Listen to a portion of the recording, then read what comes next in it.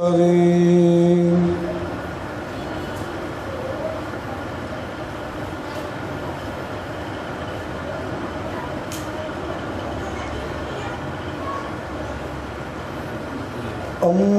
بعد فأعوذ بالله من الشيطان الرجيم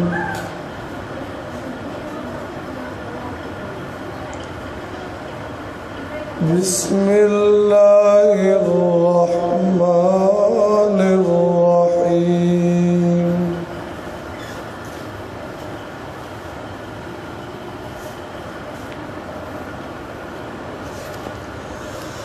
ولو أننا نزلنا إليهم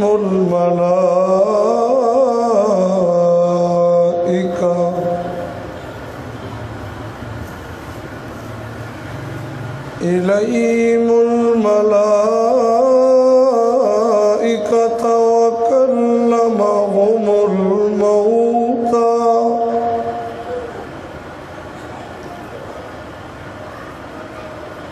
وكلمهم الموتى وحشرنا عليهم كل شيء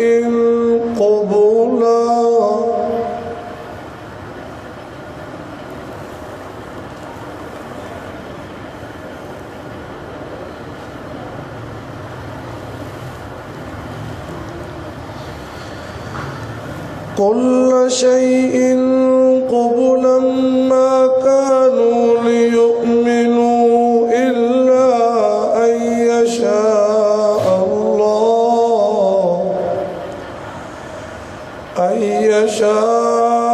الله ولكن أكثرهم يجهلون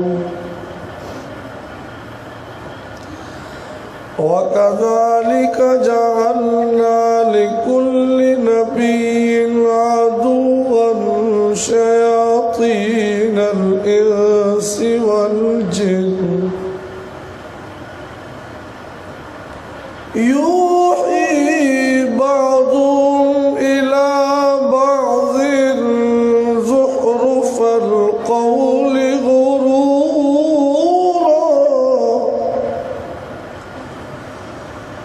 ولو شاء ربك ما فعلوه فذرهم وما يفترون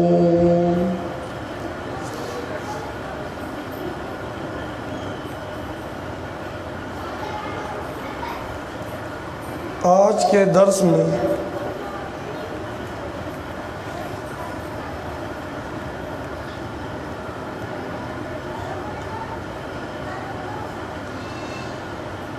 انشاءاللہ 8ویں اور 9ویں پارے کے ضمن میں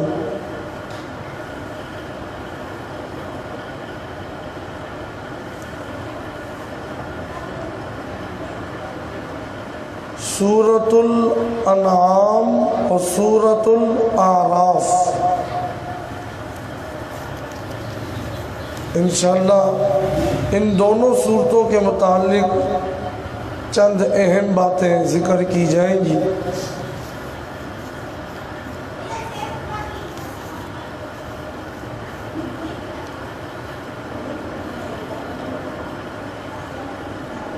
سورہ انعام کے متعلق چند باتیں پہلے بھی آئی تھی، وہ بتلائی تھی آپ کے سامنے۔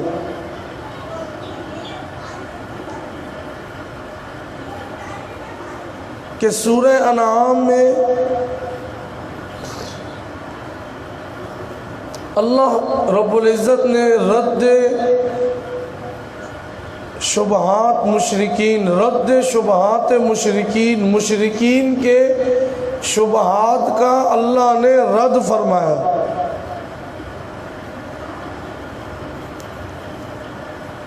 تو کچھ ان شبہات کا ابھی میں ذکر کروں گا، اور اس کے جواب جو اللہ نے ذکر کیے ان کا بھی انشاءاللہ ذکر ہوگا۔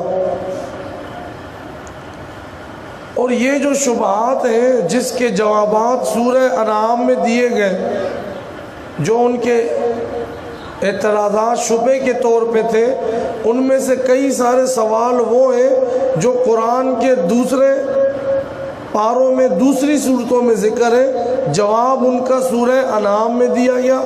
اسی طرح کچھ سوال ایسے ہیں جو کسی حدیث میں ذکر ہے اور ان کا جواب یہاں سورہ انعام میں دیا گیا۔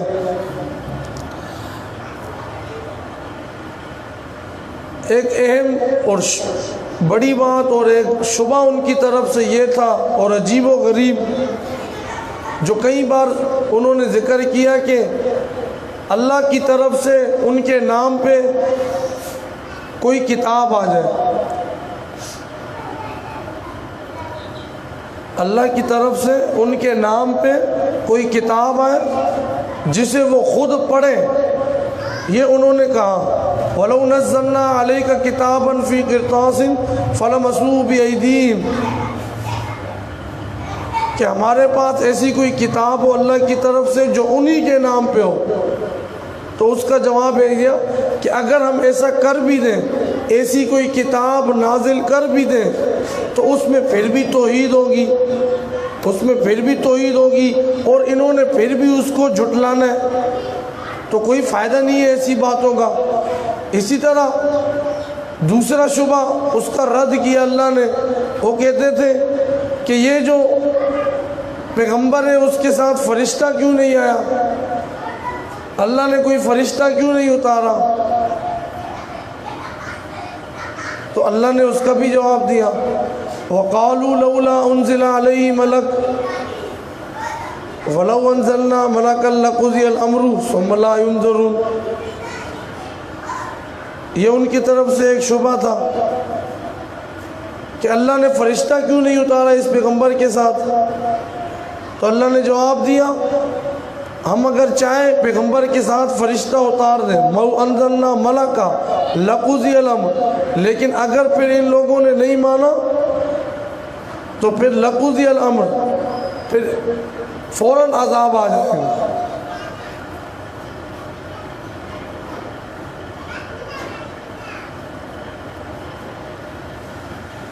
نبی کوئی گلی بستی کرے نا، پہلے دیکھنا یہاں کے دیکھ کر ابو بیٹھا ہوگا، اس کو کہنا ان بچوں کو بھگایا کرو۔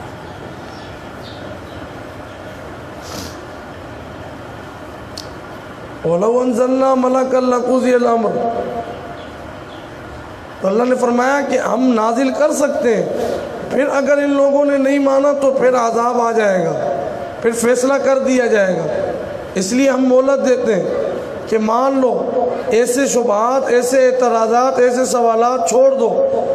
تیسرے نمبر کئی سارے شبہات، ان میں سے ایک یہ، وہ کہنے لگے کہ ہم جو معجزے مانگتے ہیں، منہ مانگا معجزہ ہمیں کیوں نہیں دیا جاتا، ہمیں دیا جائے۔ تو اللہ نے اس کا بھی جواب دیا قُلْ إِنَّ اللَّهَ قَادِرٌ عَلَىٰ أَن يُنَزِّلَ آيَةً وَلَٰكِنَّ أَكْثَرَهُمْ لَا يَعْلَمُونَ۔ اللہ اس پہ قادر ہے، لیکن یہ لوگ، اکثر لوگ ان باتوں کو نہیں جانتے ہیں۔ اللہ قادر ہے، اللہ نازل کر دے ان کے منہ مانگے معجزوں کو۔ پھر ایک سوال جو سورہ زخرف میں ذکر ہوا ہے، سورہ زخرف یہ الگ صورت ہے، یہ سورہ انعام ہے، سورہ انعام میں اس کا جواب دیا گیا۔ وہ شبہ یہ تھا لولا نزل هذا القرآن على رجل من القريتين عظیم، انہوں نے کہا یہ قرآن کسی دولت مند بندے پر نازل کیوں نہیں ہوا، کسی دولت مند آدمی پر نازل کیوں نہیں ہوا، على رجل من القريتين عظیم۔ یہ ایک ان کا سوال جو زخرف میں شبہ ہے، اس کا جواب یہاں پہ دیا گیا۔ آگے آ رہا ہے جواب، آگے ایک اور شبہ، یہ پیغمبر عجیب ہے۔ وَقَالُوا مَا لِهَذَا الرَّسُولِ يَأْكُلُ الطَّعَامَ وَيَمْشِي فِي الْأَسْوَاقِ، وہ کہنے لگے یہ پیغمبر کھاتا پیتا ہے، یہ کیسا پیغمبر ہے، ان کو کیا ہو گیا۔ پھر اسی طرح ایک اور شبہ کہ اگر یہ نبی ہے تو یہ غیب جانتے ہوتے، یہ سوال حدیث میں موجود ہے، یہ سوال حدیث میں موجود ہے کہ اگر یہ پیغمبر ہے تو پھر یہ غیب جانتے ہوتے۔ ان تینوں کا جواب پہلا سوال، کسی دولت مند پہ قرآن کیوں نہیں نازل ہوا؟ دوسرا، اگر یہ پیغمبر ہے تو غیب جانتے ہوتے، ہر پوشیدہ بات کو یہ جانتے ہوں تو تب بھی ہم ان کو پیغمبر مانیں گے، یہ شبہ ہے۔ تیسرے نمبر پہ کہ یہ کیسا رسول ہے جو کھاتا پیتا بھی ہے؟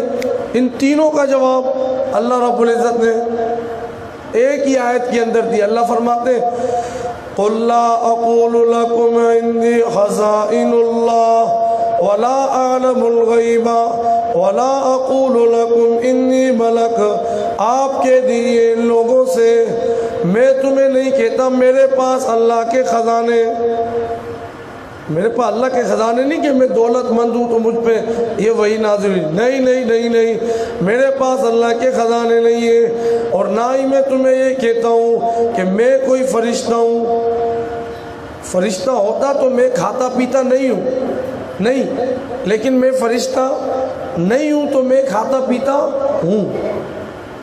اگر میں فرشتہ ہوتا تو نہیں کھاتا پیتا، اب میں فرشتہ نہیں ہوں، بشر ہوں، لیکن بشروں میں سب سے اعلیٰ بشر تھے، کھاتا پیتا بھی ہوں۔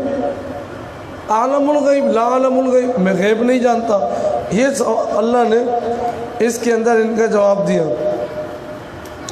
اب بیچ میں اور کئی ساری باتیں کہ اگر اللہ کا عذاب ان پر آ جائے، یہ جو اتنے سارے شبہات کرتے ہیں، اعتراضات کرتے ہیں، تو ان سے پوچھا جائے پھر یہ کس کو پکاریں گے؟ ظاہر سی بات ہے یہ اللہ ہی کو پکاریں گے، اللہ ہی سے مانگیں گے۔ انہوں نے صرف یہ ایک کام، میں نہ مانوں والی ضد پکڑی ہوئی ہے کہ میں نے ماننا ہی نہیں ہے، اعتراض پہ اعتراض۔ پیغمبر علیہ السلام پہ کئی ساری باتیں، مرکزی مضمون زیادہ تر اس میں وہ بیان ہوا پیارے پیغمبر علیہ السلام پر انہوں نے جو شبہات پیش کی۔ اب آگے اللہ رب العزت نے نفی شرک فی تصرف کے ضمن میں تبلیغ کی تعلیم کے طریقے بیان کیے، تبلیغ کس طرح کرنی ہے، اس کی تعلیم، اس کا طریقہ۔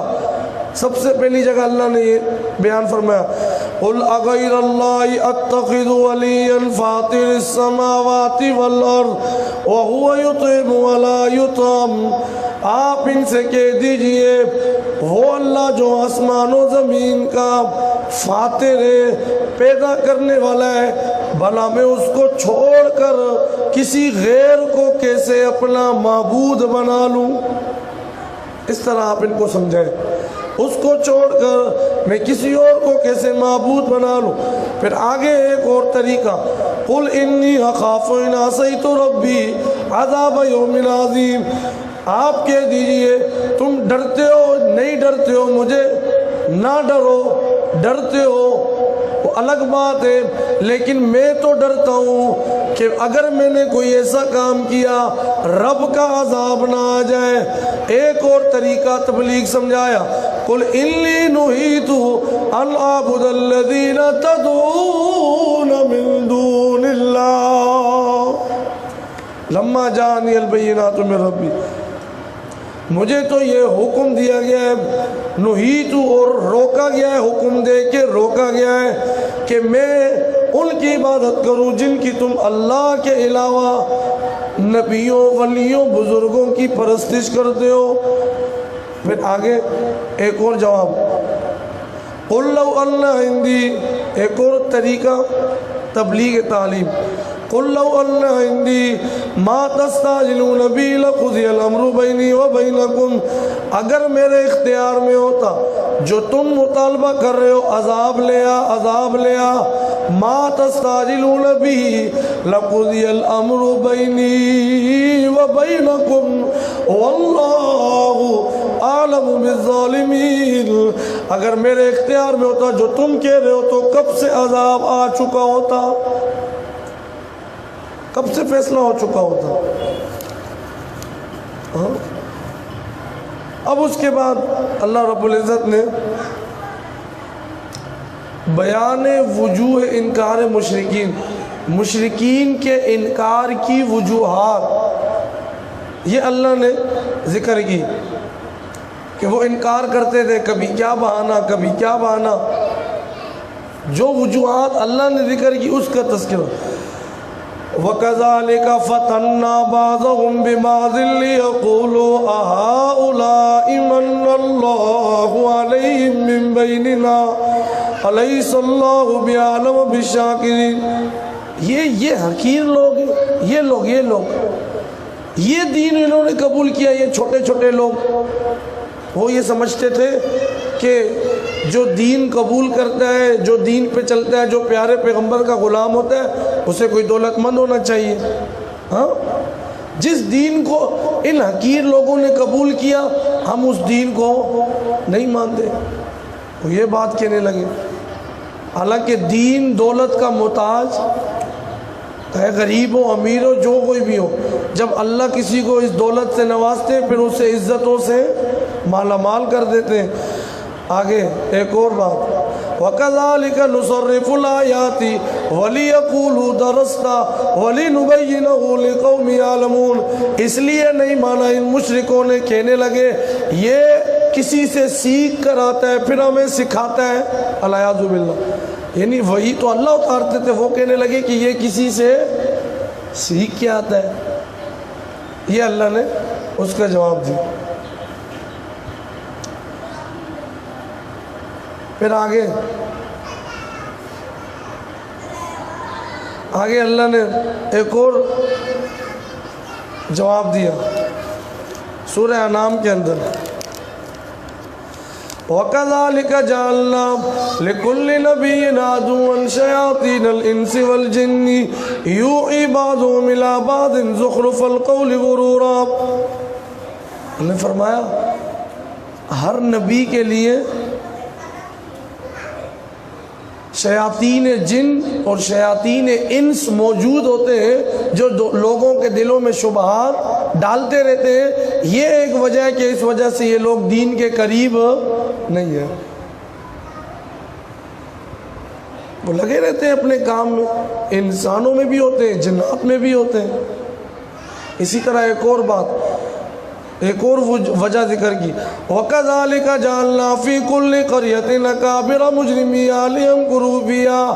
ہر بستی کے اندر، ہر شہر کے اندر، ہر قوم کے اندر ایسے لوگ موجود ہوتے ہیں جو وہاں پہ بڑے بڑے مجرم ہوتے ہیں، بڑا بڑا جرم کرتے ہیں۔ سب سے بڑا جرم یہ ہوتا ہے لوگوں کو اللہ کے راستے سے روکتے ہیں۔ تو یہ بھی ایک وجہ تھی کہ جس کی وجہ سے یہ لوگ انہوں نے نہیں مانا۔ پھر آگے جو دوسرا حصہ پہلے بھی بتایا تھا سورہ انعام کے اندر جو ذکر کیا گیا ہے، اس میں اللہ نے تحریمات کا ذکر کیا کہ یہ چیزیں اللہ نے حرام کر دی ہیں اور یہ چیزیں اللہ نے حلال کر دی ہیں۔ اسی طرح نذور، نظر وغیرہ، اس کا بھی اللہ نے ذکر کیا کہ اگر کوئی نظر وغیرہ بھی دیں گے تو وہ بھی اللہ کے نام پر ہی دیں گے۔ جو اللہ کے علاوہ تم نے حرام کر دی کسی چیز کو، یہ غلط کیا، یہ شرک ہے، تحریمات لغیر اللہ، ایسا نہیں ہونا چاہیے۔ اس کا اللہ نے ذکر کیا واضح طور پہ، فَقُلُوا مِمَّا ذُكِرَ اسْمُ اللَّهِ عَلَيْهِ إِن كُنتُم بِآيَاتِهِ مُؤْمِنِينَ۔ یہ جو بحیرہ صاحبہ، یہ جو تم نے حرام کر دیے جانور اپنے اوپر کہ جی یہ فلانے کے نام پہ، فلانے کے نام پہ، فَقُلُوا، جب یہ تم نے حرام کر دیے، اب وہ لوگ کیا کرتے تھے، اس کو اپنے اوپر حرام کر دیتے تھے کہ کھانا بھی نہیں ہے۔ اللہ فرماتے تم ان کو کھا سکتے ہو، ان کو کھاتے کیوں نہیں ہو؟ کیا ہو گیا ہے تمہیں؟ کھاؤ نہ، مالکم اللہ تاکلوا، کیوں نہیں کھاتے ہو ان کو؟ اللہ کا نام لے کے ذبح کرو پھر کھاؤ، تمہارے لیے اللہ نے حلال کر دیا۔ اسی طرح یہ چوپائے وغیرہ، یہ سارے کے سارے اللہ نے تمہارے لیے جو تم نے غیر اللہ کے لیے نامزد کیے، یہ اللہ نے حلال کیے ہوئے، ان کو کھاؤ نہ، کیوں نہیں کھاتے ہو؟ پھر آگے تشریح بیان کی، وَمِنَ الْإِبِلِ اثْنَيْنِ وَمِنَ الْبَقَرِ اثْنَيْنِ وَمِنَ الْإِبِلِ اثْنَيْنِ وَمِنَ الْبَقَرِ اثْنَيْنِ۔ یہ اونٹ، یہ گائے، یہ دمبا، یہ بکری بکرا، نر مادہ سب کا اللہ نے کس میں ذکر کی؟ اللہ نے پھر فرمایا یہ سب اللہ نے تمہارے لیے حلال کر دیا ہے، کیوں نہیں کھاتے ہو؟ پھر بیچ میں اللہ نے یہ بھی ذکر کیا والدین کی نافرمانی کیوں کرتے ہو؟ جس طرح سب سے بڑا گناہ اللہ کے ساتھ شرک کرنا ہے، والدین کی نافرمانی بھی بہت بڑا گناہ ہے، اسی طرح اپنی اولاد کو تم قتل کرتے ہو افلاس مفلسی کے ڈر سے۔ یاد رکھنا جو اللہ تمہیں کھلا پلا سکتا ہے وہ تمہاری اولاد کو بھی کھلا سکتا ہے۔ اپنی اولاد کو بھوک کے ڈر سے کبھی قتل نہیں کرنا۔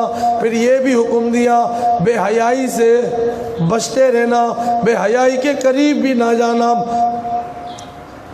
اب اس کے بعد نذور کا بھی بیچ میں نظر وغیرہ اس کا بھی اللہ نے بیان کیا ہے۔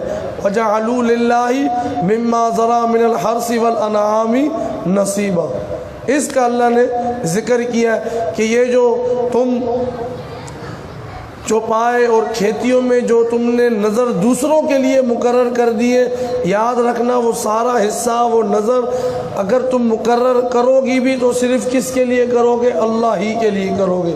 یہ بات تم نے یاد رکھنی ہے۔ یہ پھلوں میں، یہ میووں میں، پہلے تو ذکر تھا جانور اور کھیتیاں، پہلے یہ ذکر تھا، اب فرمایا پھلوں میں بھی میووں میں بھی اگر تم نے نظر دینی ہوگی تو وہ اللہ ہی کے لیے تم دو گے۔ سورہ انعام کے آخر میں پھر فرمایا وَهَذَا كِتَابٌ أَنزَلْنَاهُ، یہ کتاب ہے جو ہم نے آپ کی طرف نازل کی، ایسی مبارک کتاب ہے مصدق الذی بین یدی، کہ پہلی جو کتابیں گزری تورات کو دیکھ لو، تورات میں بھی یہی باتیں بیان ہوئی جو اللہ نے اس قرآن میں کھول کر اور وضاحت کے ساتھ احکامات کو بیان کر دیے ہیں، یہی مسئلے وہاں پہ بھی بیان ہوئے۔ اسی طرح آخر میں فرمایا قُلْ إِنَّ صَلَاتِي وَنُسُكِي وَمَحْيَايَ وَمَمَاتِي لِلَّهِ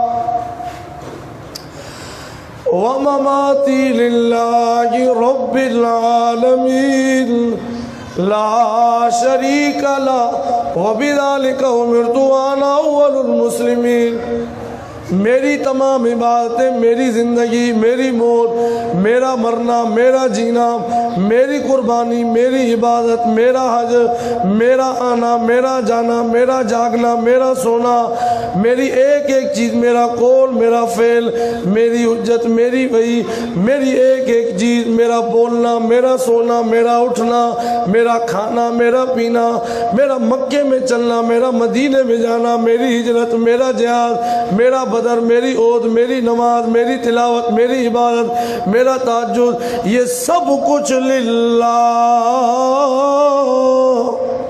اگر یہ میں کرتا ہوں یہ تمام عبادتیں تو میں اللہ ہی کے لیے میں ان تمام عبادتوں کو سر انجام دیتا ہوں۔ اب جو ہے آگے اللہ رب العزت نے سورہ اعراف جو ہے اس میں بھی کئی سارے ان مضمونوں کو اللہ نے بیان کیا ہے۔ سورہ اعراف آگے اس کا انشاءاللہ کچھ باتیں ابھی وہ بیان کریں گے۔ سب سے پہلی بات تو سورہ اعراف میں اللہ نے یہ بتلائی، میرے پیارے پیغمبر صلی اللہ علیہ وسلم آپ نے دل برداشتہ نہیں ہونا ہے، آپ نے دل برداشتہ نہیں ہونا ہے۔ ہم نے یہ کتاب آپ کی طرف نازل کر دی ہے، آپ اپنا کام جاری رکھیں، قرآن سناتے رہیں۔ فَلَا يَكُنْ فِي صَدْرِكَ حَرَجٌ مِّنْهُ لِتُنْذِرَ بِهِ وَذِكْرَى لِلْمُؤْمِنِينَ۔ یہ دنیا میں جتنے بھی لوگ ہیں، یہ دنیا میں جتنے بھی لوگ ہیں، یہ سارے کے سارے کس کی اولاد ہیں؟ یہ اللہ نے سورہ اعراف کے اندر ذکر، یہ سارے کے سارے حضرت آدم علیہ السلام کی اولاد ہیں۔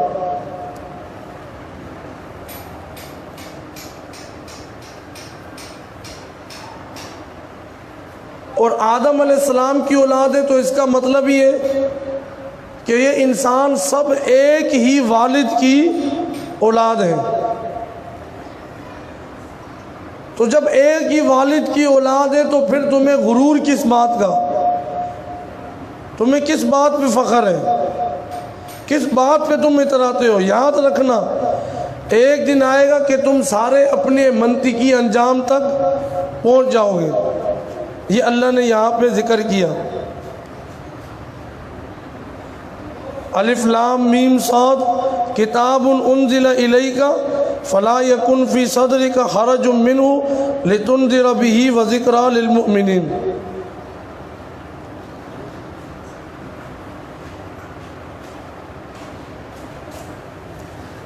اور پھر جو ربط ہے، تعلق ہے، وہ بھی کئی طرح کے.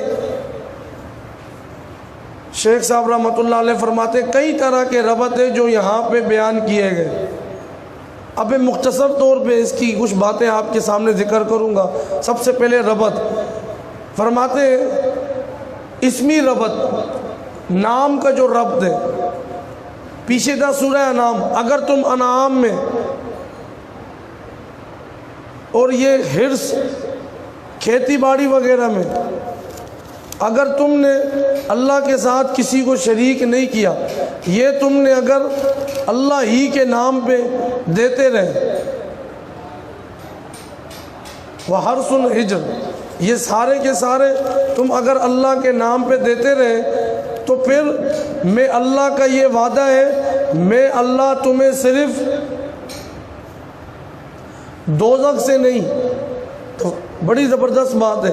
اگر تم یہ کام کیا تو میں تمہیں صرف اعراف سے نہیں، میں تمہیں صرف دوزخ سے نہیں بلکہ اعراف سے بھی بچا کر جنت میں داخل کر دوں گا. یہ میں اللہ کا وعدہ ہے. اور اعراف وہ ایک چیز ہے، جنت جہنم کے درمیان ایک پردہ بہت بڑا حائل ہے، اور اس میں کچھ لوگ اس دیوار پہ ہوں گے، اور اسی طرح یہ لوگ اس کا سب سے اوپر کا جو حصہ ہوگا وہاں پہ وہ لوگ بیٹھے ہوں گے. انہیں اصحاب اعراف کے نام سے صورت میں یاد کیا گیا.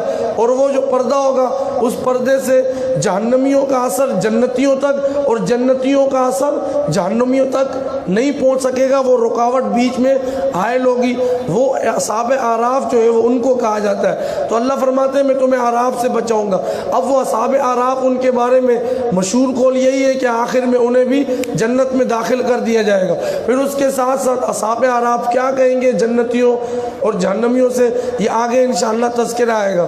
پھر آگے ایک اور ربط شیخ صاحب رحمۃ اللہ علیہ فرماتے ہیں پیچھے یہ بیان ہوا کہ تم نے یہ کام کرنے، یہ چیز تمہارے لیے حلال ہے، یہ حرام ہے.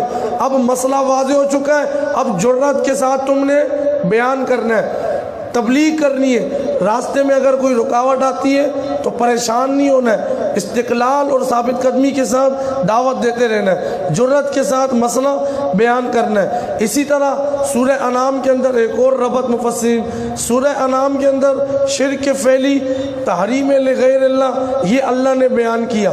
اب سورہ اعراف کے اندر ایک سورت اللہ اس کی یہ بیان کریں گے، دیکھو تم لوگ یہ ننگے ہو کر طواف، وہ لوگ طواف کرتے تھے بیت اللہ کا برہنہ ہو کر، تو اللہ نے فرمایا یہ کس نے حکم دیا تمہیں، کیوں اس کو تم نے اپنے لیے یہ صورت اپنے اندر اپنے لیے اختیار کر لی ہے. اللہ نے تو یہ حکم تمہیں نہیں دیا. اسی طرح اس صورت کے اندر اللہ نے 3 دعووں کا تذکرہ کیا ہے. یہ پوری صورت کا خلاصہ ہے بہت اہم. 3 دعووں کا تذکرہ. پہلا دعویٰ تبلیغ بیان کرو جرت سے، مسئلہ کھول کے بیان کرو صبر و استقامت کے ساتھ. دوسری بات احکامات ہم نے واضح کر دیے، اب اس کی پیروی کرنی ہے. شیاطین کی پیروی کر کے اپنی طرف سے دین میں کوئی نئی بات داخل نہ کر لینا. یہ یاد رکھنا، اتبعوا ما انزل الیکم، اس کی اتباع کرنا جو اللہ نے تمہاری طرف نازل کیا. پھر اس کے ضمن میں لباس وغیرہ کہ تم لباس اللہ نے تمہارے لیے زینت کے لیے بنایا، تم اسے اتار دیتے ہو، طواف اس طرح تم کرتے ہو. یہ ساری باتیں اللہ نے بیچ میں تذکرہ کیا ہے. اور اس کے ساتھ ساتھ حضرت آدم علیہ السلام جو انہیں شیطان نے ورگلایا تھا کہ یہ پھل کھا لو، پھر آدم علیہ السلام نے کھا لیا تو انہیں جنت میں سے زمین پر اتار دیا گیا. وہ اس کا بھی تذکرہ ہوا کہ ان کے بھی سارے کپڑے اتر گئے تھے. تو دیکھو تم نے شیطان کا کہنا نہیں ماننا ہے ورنہ وہ تمہیں بھی اسی طرح کر دے گا، تمہارے لباس کو اس طرح بنا دے گا جس طرح غیر مسلموں کا آج وہی ہو رہا ہے۔ شیطان نے ہمارا لباس بھی، ہمارا کھانا بھی، ہمارا پینا بھی، ہمارا بال بھی، ہمارا چلنا بھی، ہمارا بولنا بھی، ہماری شریعت بھی، ہمارے عدالت ہے، مطلب جو فیصلے حدود وغیرہ، یہ سب کچھ وہ اس پہ عمل ہو رہا ہے جو کہ انگریزوں کا نظام ہے۔ تو اللہ نے تو حکم دیا تھا کہ شیطان کی پیروی نہیں کرنی ہے، وگرنہ وہ تمہارے ساتھ بھی یہی، اس نے تو آدم علیہ السلام کے ساتھ کیا کیا، اس کو اپنا دوست مت بنانا۔ اسی طرح تیسرا دعویٰ یہ ہے سب سے اہم کہ بھائی غیب دان، غیب کے سارے خزانے وہ اللہ کے پاس ہیں۔ وہ آگے اللہ نے رکوع نمبر 7 میں تذکرہ کیا۔ اس صورت میں کیونکہ آگے چل کے کچھ اہم قصے بیان ہو رہے تو میں نمبروں کے ساتھ رکوع کا ذکر کروں گا، نمبروں کے ساتھ، تو خلاصے کے طور پہ رکوع کے نمبر میں بتا دوں گا۔ تو رکوع نمبر 7 میں اللہ نے ان ربکم اللہ الذی خلق السماوات والارض، یہ اللہ نے رکوع نمبر 7 میں ذکر کیا کہ غیب دان صرف اللہ ہے۔ پھر اس کے بیچ میں اصحاب جو ابھی ذکر کیا تھا اعراف، ونادى اصحاب الاعراف، وہ یہی کہیں گے، وہ جنتیوں کو ان کی نشانیوں سے پہچانیں گے اور جہنمیوں کو ان کی نشانیوں سے پہنچائیں گے۔ تو وہاں پہ وہ جہنم والے وہ کہیں گے جنت والوں سے کہ آپ ہمارے اوپر تھوڑا سا پانی برسا دو، انفیض علینا من الماء۔ یہ جہنمی جہاں پہ اصحاب اعراف کا تذکرہ ہے وہیں پہ اس بات کا تذکرہ ہے۔ تو وہ فرمائیں گے دنیا میں تمہارے لیے مہلت تھی، تم نے نہیں مانا، ان اللہ حرمہما علی الکافرین، آج اللہ نے ایسی ساری چیزیں کافروں پر حرام کر دی۔ تو آج ہمیں سوچنا چاہیے کہ ہم جو شیطان کی پیروی، جو اللہ نے منع کیا ہے، ہر کام وہی جو شیطان ہم سے کرواتا جا رہا ہے انگریزوں والا، چاہے وہ شرک، رسم و رواج، چاہے وہ لباس، چاہے وہ کچھ بھی ہو، جی تو ہمیں سوچنا چاہیے کہ قیامت والے دن پانی کی ایک ایک بوند کو بندہ ترسے گا۔ آج تو پانی بھی موجود ہے، جی منرل واٹر بھی ہے، دوسرا پانی بھی ہے، گھر میں پانی بھی ہے، کھارا پانی بھی ہے، جی کہیں نہ کہیں سے کوئی انتظام، وہاں پہ دیکھ لو کس طرح جو ہے وہ ترس۔ اب رکوع نمبر 8، اللہ نے 6 نبیوں کے واقعات ذکر کیے، 6 نبیوں کے، حضرت نوح علیہ السلام، حضرت ہود علیہ السلام، حضرت صالح علیہ السلام، حضرت لوط علیہ السلام، حضرت شعیب علیہ السلام، حضرت موسیٰ علیہ السلام، اور یہ سارے واقعات انہی تینوں دعووں کے ساتھ ان کا تعلق ہے۔ مسئلہ جرأت سے بیان کرو، شیطان کی پیروی نہیں کرنی ہے، اسی طرح غیب دان صرف اللہ ہے۔ اب یہ جو واقعات ہیں، ہر واقعے میں اللہ نے تقریباً یہ دیکھیں اللہ کی عبادت اس قوم نے نہیں مانا، ان کی قوموں نے، تو اللہ نے انہیں ہلاک کر دیا۔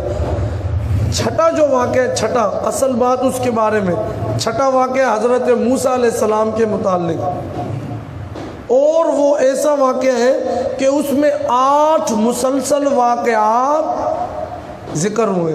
اتنی تفصیلی بات اللہ نے سورہ اعراف میں موسیٰ علیہ السلام کے متعلق، اور کیا سمجھا ہے کہ دیکھو موسیٰ علیہ السلام میرے بندے، یہ پہلے دعوے سے یہ واقعہ متعلق ہے۔ پہلا دعویٰ کیا تھا؟ مسئلہ واضح ہو چکا ہے، اب تکالیف آئیں گی لیکن آپ نے گھبرانا نہیں ہے، تسلی دی گئی، بیان کرتے رہو۔ دیکھو موسیٰ علیہ السلام پہ بھی کتنی تکالیف آئی لیکن وہ بیان کرتے رہے۔ اب سب سے پہلے جو اللہ رب العزت نے ذکر کیا کہ موسیٰ علیہ السلام وہ جاتے ہیں فرعون کے سامنے اور اسے جو ہے وہ اعلان کرتے ہیں، اس کے سامنے اعلان کرتے ہیں اور اسے سمجھاتے ہیں۔ اب میں رکوع نمبر اور 1-2 آیتیں ذکر کر کے یہ کچھ واقعہ جو اس کے ضمن میں 8 باتیں، 8 واقعات اس کے سلسلے میں ذکر کیے گئے، میں آپ کے سامنے ذکر کروں گا۔ سب سے پہلے رکوع نمبر 13، رکوع نمبر 13 میں اللہ پاک فرماتے قال الملأ من قوم فرعون إن هذا لساحر عليم يريد أن يخرجكم من أرضكم فماذا تأمرون۔ حضرت موسیٰ علیہ السلام جاتے فرعون کے پاس، ادھر جا کے اعلان کرتے رب اللہ ہے، فرعون اللہ نہیں ہے۔ پھر وہاں پہ موسیٰ علیہ السلام فرعون کے سامنے جب یہ بات کرتے، فرعون نے کہا یہ تو جادوگر ہے، جادوگر کا الزام لگا دیا۔ وہاں پہ پھر موسیٰ علیہ السلام کا مقابلہ ہوا۔ موسیٰ علیہ السلام نے جب دین کی دعوت دی اس وقت بھی وہ ان کے سامنے معجزہ رکھا، یہ ازدا کا معجزہ، وہ لاٹھی جو ازدا بن جاتی تھی، اسی طرح ید بیضا وہ بغل والا جو معجزہ تھا وہ ان کے سامنے پیش کیا۔ جب مقابلہ ہوا تھا جادوگروں سے اس وقت بھی یہ پیش کیا تھا، تو ان کے سامنے یہ پیش کیا۔ اللہ نے فرمایا میں نے موسیٰ علیہ السلام کو دیکھو کتنی ان پر تکلیفیں آئی۔ آگے رکوع نمبر 15 میں دیکھیے اللہ نے فرمایا موسیٰ علیہ السلام کی قوم کتنا انہوں نے صبر کیا، میں نے ان کو کتنا جو ہے نعمتیں ان پر بھی نازل کی۔ ان کے جو بچے تھے انہیں فرعون ذبح کر دیتا تھا، ان کے بچوں کو فرعون ذبح کر دیتا تھا، ان کی قوم کو اس نے غلام بنا کے رکھا ہوا تھا، اور اسی طرح وہ لوگ لگے ہوئے تھے غیر اللہ کی پرستش میں۔ یہ ایک اور واقعہ موسیٰ علیہ السلام کے بارے میں ذکر ہوا، پھر اسی طرح یہ بھی ذکر ہوا فرعون کی قوم پہ مختلف عذاب آئے، مختلف عذاب آئے۔ یہ رکوع نمبر 16 میں اللہ نے ذکر کیا ہے موسیٰ علیہ السلام کے پاس آنے لگے جب فرعون کی قوم پہ مختلف عذاب آئے نا، موسیٰ علیہ السلام کو کہتے اللہ سے دعا کرو۔